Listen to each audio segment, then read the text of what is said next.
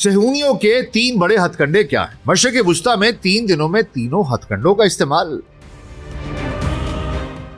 شام ایک انتہائی فلیش پوائنٹ کے طور پر کیسے ابھر رہا ہے؟ شامی بیس پر اسرائیلی حملے براہ راست ترکی کو للکارنے کے مترادف کیوں ہیں؟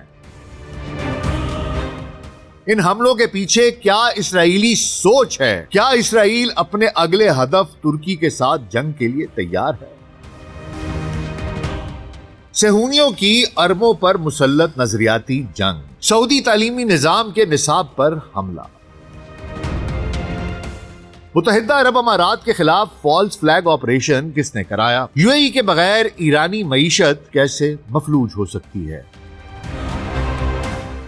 کیا ایران اس امریکی اسرائیلی ہتھ کنڈے کے دباؤ میں آ کر مذاکرات پر آمادہ ہو جائے گا یا ریٹیلیٹ کرے گا؟ یورپ اور نیٹو ممالک کو نشانہ بنائے گا یا یہ تمام ہتھ کنڈے تیسری عالمی جنگ کا پیش خیمہ ثابت ہوں گے؟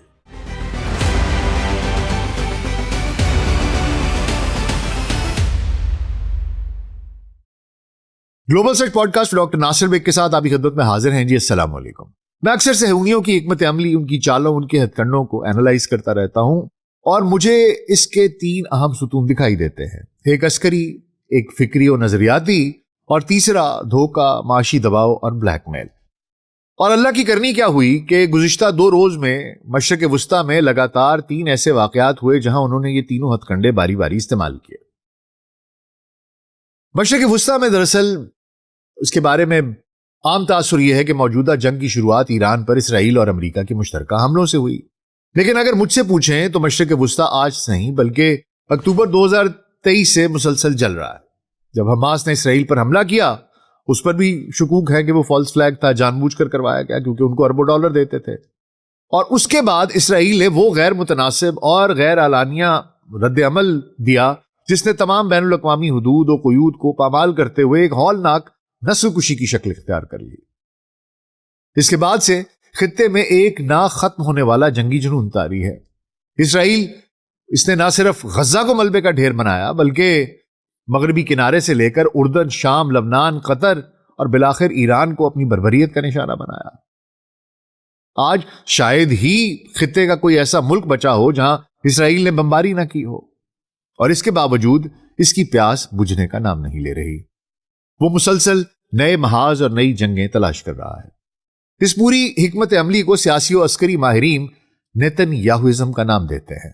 یہ ایک ایسا نظریہ ہے جس کے تحت اسرائیل کو مستقل اور دائمی حالت جنگ میں رہنا اس کے لیے لازم ہے، جسے کہتے ہیں اسٹیٹ آف پرپیچول وار۔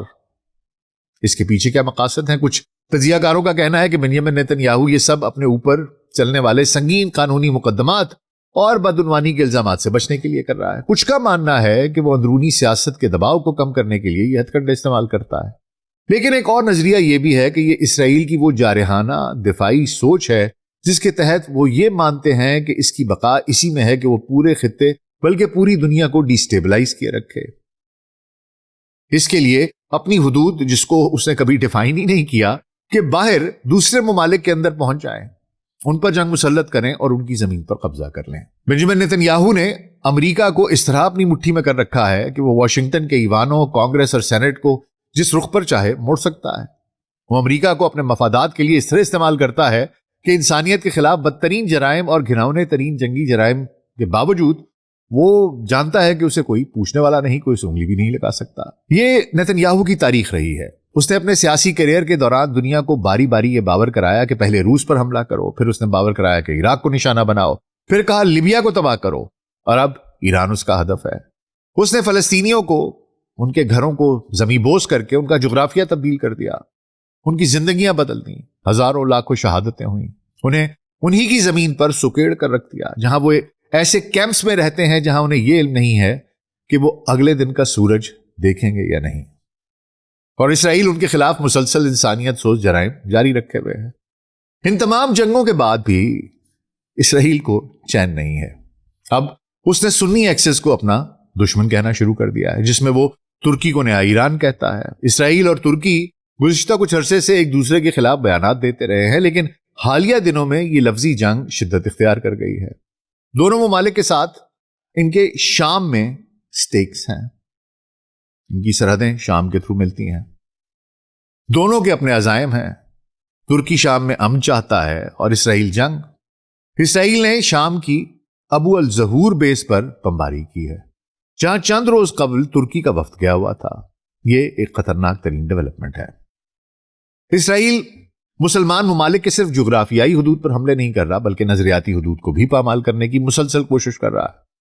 اور اطلاعات یہ ہے کہ سعودی عرب نے طلبہ کے نصاب میں کچھ پرو اسرائیل تبدیلیاں کی ہیں، اور مبینہ طور پر اسرائیل اور امریکہ کے کہنے پر یو اے ای نے ایران کے ساتھ غیر معینہ مدت کے لیے تمام کاروباری اور معاشی تعلقات منقطع کر دیے ہیں، جس سے پورے خطے کی جو یہ پورا جیو پولیٹیکل سیناریو ہے وہ تبدیل ہو چکا ہے۔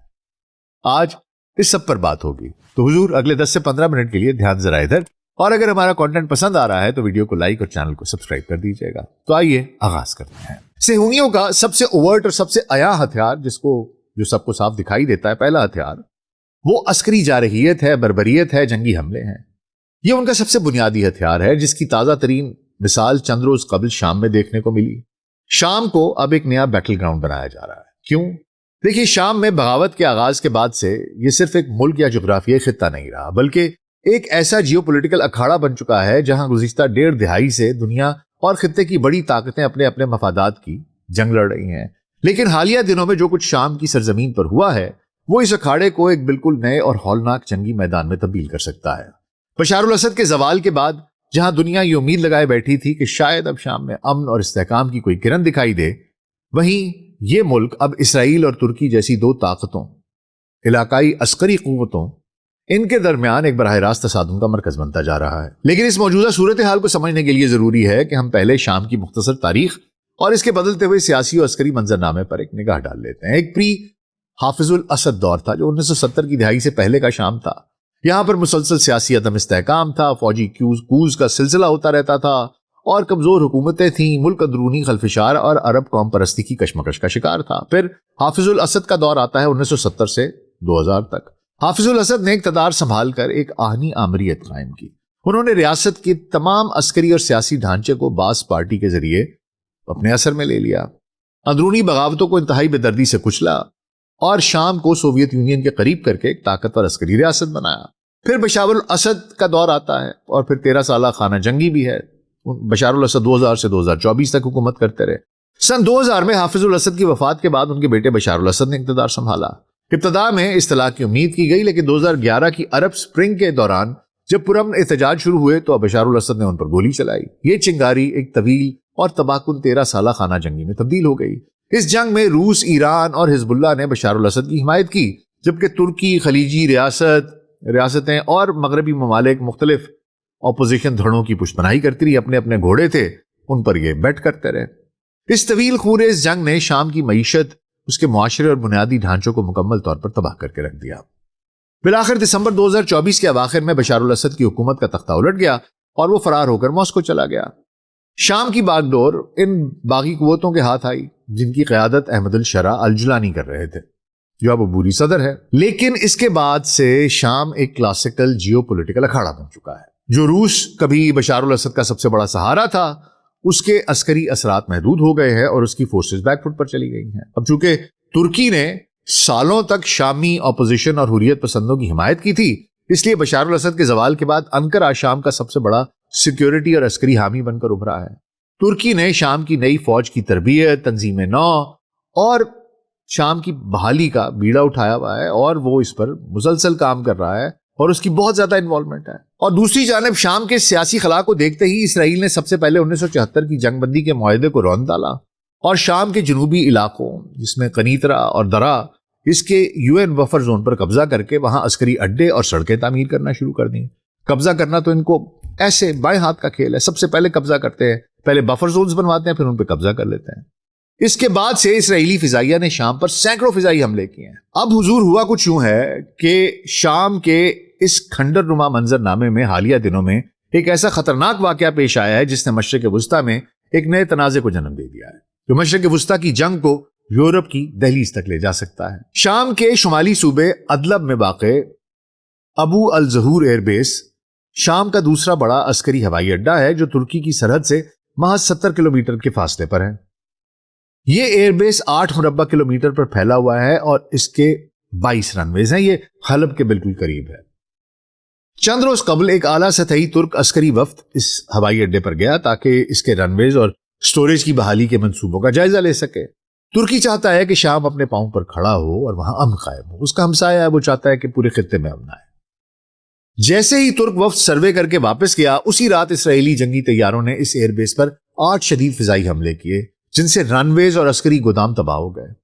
اگرچہ ان حملوں میں جانی نقصان کی اطلاع نہیں ملی، لیکن اس کا بنیادی مقصد جانی نقصان تھا بھی نہیں، بلکہ ایک واضح سیاسی اور عسکری پیغام دینا تھا۔ اسرائیل نے یہ ڈھونگ رچایا کہ شام ترکی کے ساتھ مل کر سیکیورٹی سٹیٹس کو اس کی خلاف ورزی کر رہا ہے اور وہاں ترک فوج کی تعیناتی کرنے کی کوشش کر رہا ہے، اور وہ اسرائیل کے لیے ناقابل قبول ہے۔ اس دوران ترکی میں امریکی سفیر ٹام بیرک نے بھی کھل کر ان اسرائیلی حملوں کو غیر ضروری اشتعال انگیز قرار دیا ہے اور تصدیق کی ہے کہ ترکی کو ان حملوں کی کوئی پیشگی اطلاع نہیں دی گئی تھی۔ ترکی کا رد عمل جو ہے وہ بڑا واضح رہا ہے۔ ترکی کی صدارتی کمیونیکیشن ڈائریکٹوریٹ نے اسرائیل کے ان تمام الزامات کو مسترد کرتے ہوئے واضح کیا ہے کہ نتن یاہو کی جارحانہ پالیسیاں خطے کو تباہی کی طرف لے جا رہی ہیں اور ترکی شام کے ساتھ اپنے دفاعی اور عسکری تعاون کو ہرگز بند نہیں کرے گا۔ اطلاعات کے مطابق انقرہ اب سنجیدگی سے غور کر رہا ہے کہ اگر اسرائیل نے اس طرح کے حملے بند نہ کیے تو شام، عراق یا لبنان میں موجود اسرائیلی اور صہیونی اثاثوں کو نشانہ بنایا جائے گا۔ یہ صورتحال انتہائی خطرناک ہے۔ ترکی کوئی شام، لبنان یا اردن نہیں ہے۔ ترکی نیٹو کا رکن ہے اور امریکہ کے بعد نیٹو کی دوسری سب سے بڑی فوج رکھتا ہے۔ اگر اسرائیل کی ہٹ دھرمی کی وجہ سے ترکی اور اسرائیل کا براہ راست تصادم شروع ہو گیا تو یہ آگ پورے یورپ اور پوری دنیا کو اپنی لپیٹ میں لے سکتی ہے۔ لیکن یہاں ایک نہایت بنیادی اور اہم سوال پیدا ہوتا ہے کہ ابو الظہور ایئر بیس پر اسرائیلی حملہ کیا محض ایک اچانک عسکری کارروائی تھی یا پھر یہ ایک انتہائی سوچے سمجھے، منظم اور مہینوں سے تیار کیے جانے والے اسٹریٹجک بیانیے کا نتیجہ تھا؟ اگر آپ پچھلے کچھ مہینوں کی پیش رفت پر نظر ڈالیں تو کہانی کھل کر سامنے آ جاتی ہے کہ اسرائیل نے ترکی کو باقاعدہ اور عمدن اپنا اگلا ہدف، بہت بڑا ہدف مقرر کر لیا ہوا ہے۔ یہ کوئی راتوں رات کیا گیا فیصلہ نہیں ہے۔ سابق اسرائیلی وزیر اعظم نفتالی بینٹ سے لے کر خود یہ جو ملعون نتن یاہو ہے اس تک تمام اسرائیلی سیاسی و عسکری قیادت گزشتہ چند ماہ سے مسلسل یہ بیانیاں تیار کر رہی ہے کہ وہ کھلے عام میڈیا اور سفارتی ایوانوں میں یہ بات دہرا رہے تھے کہ ترکی اب مشرق وسطیٰ میں نیا ایران بن چکا ہے۔ صرف یہی نہیں، انہوں نے ترکی، مصر، قطر اور یہاں تک کہ پاکستان کو ملا کر ایک سنی ایکسس، سنی محور کی بات کی اور اسرائیلی عوام اور بین الاقوامی میڈیا میں یہ پروپیگنڈا شروع کر دیا کہ ترکی اور یہ ممالک جو ہیں یہ ایران کے بعد اب اسرائیل کے وجود کے لیے سب سے بڑا عسکری اور اسٹریٹجک خطرہ ہے۔ لہٰذا شام کے ایئر بیس پر بمباری دراصل ترکی کے خلاف اسی جاری مہم اور گہری دشمنی کا ایک باقاعدہ عسکری شاخسانہ ہے، ایک ایسا قدم جس کے ذریعے انقرہ کو یہ پیغام دیا گیا کہ اسرائیل اس کے اثر و رسوخ کو برداشت نہیں کرے گا۔ لیکن غور طلب بات یہ ہے کہ نتن یاہو اس تمام تر کشیدگی اور حملوں کو اپنے سیاسی و انتخابی فائدے کے لیے کس طرح استعمال کر رہا ہے۔ اسرائیل میں اکتوبر میں انتخابات ہونے جا رہے ہیں اور نتن یاہو اس پر شدید اندرونی سیاسی دباؤ ہے، احتجاج اور قانونی مقدمات کی تلوار لٹک رہی ہے۔ اپنے سیاسی بقا کو یقینی بنانے کے لیے اسے ایک بار پھر خوف کی سیاست کی ضرورت ہے اور ترکی کو ایک نئے خونی دشمن کے طور پر پیش کرنا اس کی انتخابی سٹنٹ کا سب سے بڑا ہتھیار بن چکا ہے۔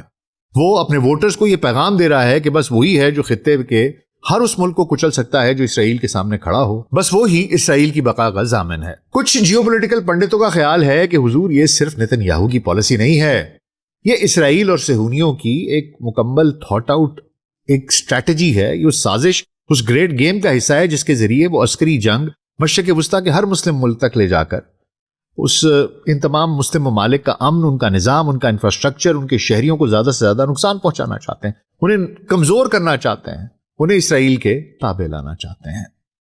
لیکن اس صہیونی سازش کا سب سے خطرناک اور خاموش محاذ صرف میدان جنگ یا فوجی طاقت کا محاذ نہیں ہے، بلکہ نظریاتی، تعلیمی اور فکری یلغار ہے، جو ان کا دوسرا اور سب سے مہلک ہتھیار ہے، ہتھ کنڈا ہے۔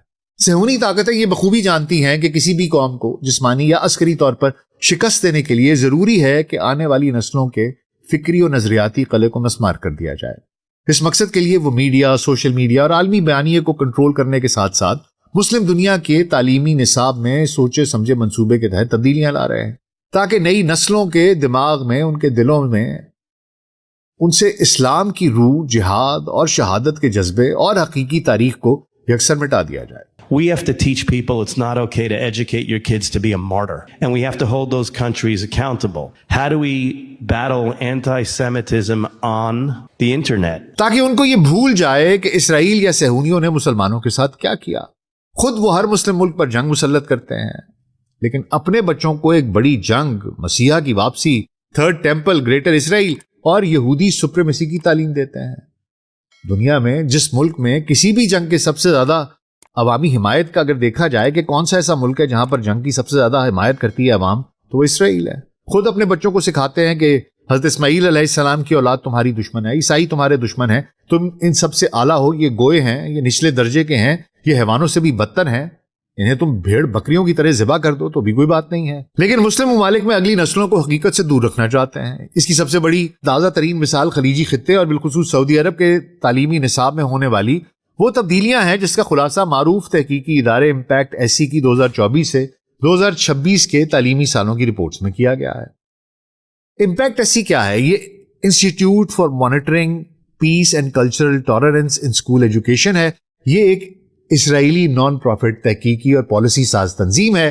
یہ ادارہ دنیا بھر کے اسکولوں کے نصاب اور درسی کتب کا جائزہ لیتا ہے تاکہ یہ دیکھا جا سکے کہ وہ امن، رواداری اور عدم تشدد کے عالمی معیار پر پورا اترتے ہیں یا نہیں. مطلب کہیں کوئی صہیونیوں کے خلاف بات تو نہیں ہوئی بھی. اس کا آغاز اسرائیل میں ہوا اور اس کا بنیادی کام یہ ہے کہ یہ تنظیم مشرق وسطیٰ، جنوبی ایشیا اور یورپ سمیت مختلف ممالک کے تعلیمی مواد اور درسی کتب کا تجزیہ کرتی ہے. امپیکٹ ایس سی نے سال 2024 اور 26 کی اپنی رپورٹ میں سعودی عرب میں ویژن 2030 کے نام پر سعودی نصابی تعلیم میں جو تبدیلیاں کی گئی ہیں ان کے گہرے اثرات کا احاطہ کیا. ان میں سے کچھ تبدیلیاں جیسے نقشوں سے فلسطین کا اخراج ہے. کئی درسی کتب کے جغرافیائی نقشوں سے فلسطین کا نام اور شناخت کو باقاعدہ طور پر ہٹا دیا گیا ہے. اس پر اسرائیل کا نام بھی نہیں لکھا گیا اور یہ خطہ بس اس کو بلینک چھوڑ دیا گیا، انمارکڈ، یا نقشہ ہی غائب کر دیا گیا. دوسرا، مقدس مقامات سے وابستگی کا خاتمہ. 11ویں جماعت کی عربی زبان کی درسی کتاب سے اس اہم ترین جملے کو مکمل طور پر نکال دیا گیا ہے جس میں یہ درج تھا کہ مسلمان یروشلم پر اپنے حق سے کبھی دستبردار نہیں ہوں گے. یہ تبدیلی اس بات کا ثبوت ہے کہ آنے والی نسلوں کے دلوں سے بیت المقدس کی محبت اور اس کی بازیابی کے عزم کو نکال کر باہر کرنے کی منصوبہ بندی کی جا رہی ہے. پھر اصلاحات میں نرمی ہے. تاریخی اور معاشرتی علوم کی کتابوں میں جہاں ماضی میں اسرائیل کے لیے واضح طور پر صہیونی دشمن، زائنسٹ اینمی کی استعمال ہوتی تھی، اب اسے تبدیل کر کے انتہائی نرم اور غیر جانبدارانہ اصطلاح اسرائیلی آکوپیشن یا اسرائیلی تسلط کر دیا گیا ہے. اس کے ساتھ ساتھ گریٹر اسرائیل پروجیکٹ سے متعلق تمام اسباق بھی نصاب سے خارج کر دیے گئے ہیں تاکہ صہیونی توسیع پسندانہ عزائم سے نئی نسل نہ آشنا رہے. اس تبدیلی کو اسرائیلی میڈیا نے انتہائی جوش و خروش سے فاتحانہ انداز میں سراہا ہے. اس ضمن میں بعض اداروں کی رپورٹس میں امریکی اسرائیلی رہبر ہے یہودا کیپلون، وہ اس صہیونی مشن کا دائی ہے اور کہتے ہیں کہ اس نے سعودی عرب میں کچھ اہم لوگوں سے ملاقاتیں بھی کی ہیں. یاد رہے کہ اسرائیل اور صہیونی لابی کی جانب سے یہی تمام حربے اس سے پہلے اردن اور متحدہ عرب امارات میں بھی کامیابی سے آزمائے جا چکے ہیں، جہاں آج ابراہیمی معاہدوں کے تحت اسرائیل کے ساتھ تعلقات کو مکمل طور پر معمول پر لایا جا چکا ہے اور وہاں کے تعلیمی اور ثقافتی اداروں میں صہیونی بیانیے کو قبول عام مل چکا ہے.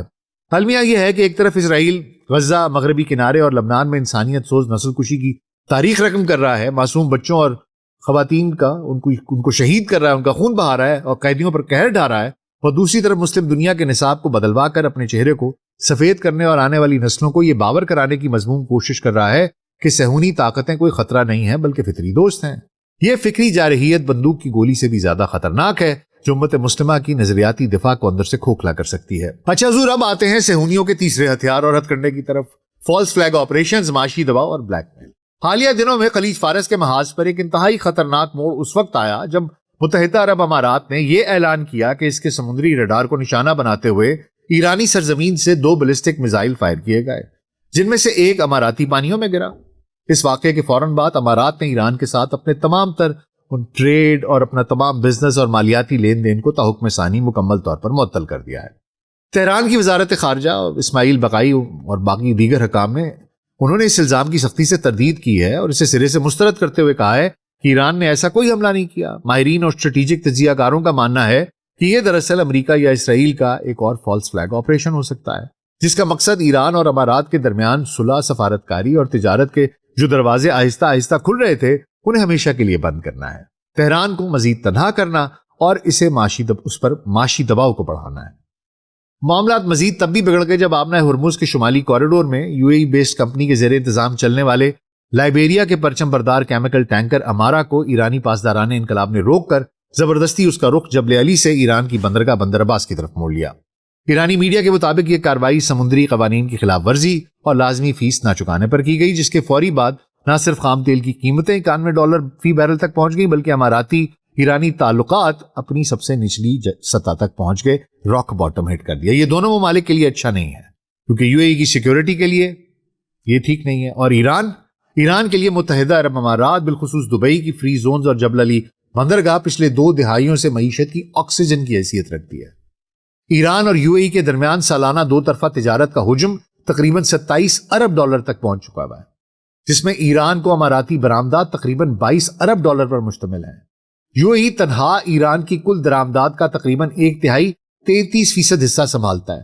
ایرانی شیل کمپنیاں، کاروباری افراد اور تاجر دبئی کی third party channels, exchange houses, banking houses کے ذریعے بین الاقوامی تجارت اور ڈالرز کا لین دین کرتے رہے ہیں۔ اگر یہ معاشی ناکہ بندی ہو جاتی ہے، امارات کی جانب سے تمام مالیاتی اور تجارتی لین دین کی معطلی سے تہران کو ایک شدید ترین دھچکا لگا ہے۔ سوال یہ پیدا ہوتا ہے کہ اس تجارتی دروازے کے بند ہونے کے بعد ایران کہاں جائے گا؟ ایران کو اب مجبوراً اپنی بقا کے لیے مکمل طور پر چین پر انحصار کرنا پڑے گا، جہاں تیل اور تجارت کا تبادلہ بیجنگ کی شرائط پر ہوگا۔ اس کے علاوہ زمینی و بحری متبادل راستے بھی کچھ ہیں۔ ایران کے پاس متبادل راستے لیکن محدود ہیں، مثلا قزاقستان ہے، بحیرہ کیسپین کے راستے، ریل نیٹ ورک ہے، آذربائیجان اور روس کا کوریڈور ہے، یا ترکی کے ساتھ بزرگان اور کیپیکوئے رازی کی زمینی راستے ہیں، اور بحری متبادل راستوں کی بات کی جائے تو عمان کی بندرگاہیں ہیں جیسے سہار اور سلالہ، ان کو بھی وہ استعمال کر سکتا ہے۔ لیکن حقیقت یہ ہے کہ یہ تمام راستے محض متبادل ہیں نام کے۔ دبئی کی ایران سے جغرافیائی قربت، ادھر ٹرانزیکشنز کی تیز رفتاری، معاشی حجم اور مالیاتی بنیادی ڈھانچے کا نعمل بدل یہ کبھی بھی نہیں ہو سکتے۔ زمینی نقل و حمل کی لاگت بہت زیادہ ہے اور کیسپین لاجسٹکس کی اپنی لمیٹیشنز ہیں۔ اب جب امریکہ اور اسرائیل کی عسکری حکمت عملی ناکام ہو چکی ہے تو وہ اسے معاشی اور مالیاتی اکنامک اینڈ فائنینشیل پریشر کے ذریعے ایران کو گھٹنے ٹیکنے، واشنگٹن کے سامنے ہتھیار ڈالنے کی یہ چال چل رہا ہے۔ اور اگر یہ صورتحال مزید بگڑتی ہے تو ایران نے پہلے ہی کہا ہے کہ اچھا پھر اگر تم حملہ کرو گے یا کوئی اور بڑی کام کرو گے تو میں پھر نیٹو کو بھی نشانہ بنا سکتا ہوں۔ اچھا حضور، مختصر سا ایک تجزیہ اس کا کر لیتے ہیں۔ جب ہم ان تمام حقائق کو ایک ساتھ جوڑتے ہیں تو تصویر نہایت خوفناک دکھائی دیتی ہے۔ نیتن یاہو کے صہیونی حکومت اپنی سیاسی بقا اور نیتن یاہوازم کے نظریے کے تحت خطے میں مسلسل جنگ کی آگ کو بھڑکا رہی ہے۔ پہلا ہتھ کنڈا عسکری طاقت کا ظالمانہ استعمال ہے، شام کی ایئر بیس پر بمباری اسی کا ایک ایکسٹینشن ہے۔ خلیج میں فالس فلیگ کے بعد ایران کا معاشی محاصرہ اور نظریاتی محاذ پر نصابی تعلیم کی جو تبدیلی ہے، یہ اس بات کا ثبوت ہے کہ صہیونی صرف بندوق کی نوک پر نہیں بلکہ فکری اور ثقافتی سطح پر بھی امت مسلمہ کو غلام بنانے کے درپے ہیں، اور اس وقت وہ مشرق وسطیٰ میں اپنے تمام تر ہتھ کنڈے استعمال کر رہے ہیں۔ ادھر ایران پہلے ہی دھمکی دے چکا ہے کہ اگر یہ جنگ مزید پھیلی تو وہ یورپ اور نیٹو کے اہداف کو بھی اپنی زد میں لے سکتا ہے۔ جب خلیج، مشرق وسطیٰ، بحیرہ احمر اور شام کے محاذ ایک دوسرے سے مل جاتے ہیں، کہانی ترکی تک پہنچ جاتی ہے تو یہ آگ صرف ایک خطے تک محدود نہیں رہے گی۔ تمام شواہد اس تلخ حقیقت کی طرف اشارہ کر رہے ہیں کہ ہم انسانی تاریخ کی ایک تباہ کن عالمی جنگ کے دہانے پر کھڑے ہیں، جہاں سفارتکاری کے تمام دروازے بند ہوتے جا رہے ہیں اور بربادی کے راستے کھلتے جا رہے ہیں۔ ان سب کے پیچھے نیتن یاہو، اس کی صہیونی سوچ اور ان کے ہتھ کنڈے کار فرما ہیں۔ آپ کا اس بارے میں کیا خیال ہے؟ مجھے کامنٹس میں ضرور بتائیے گا۔ اپنا بہت خیال رکھیے گا۔ شکریہ۔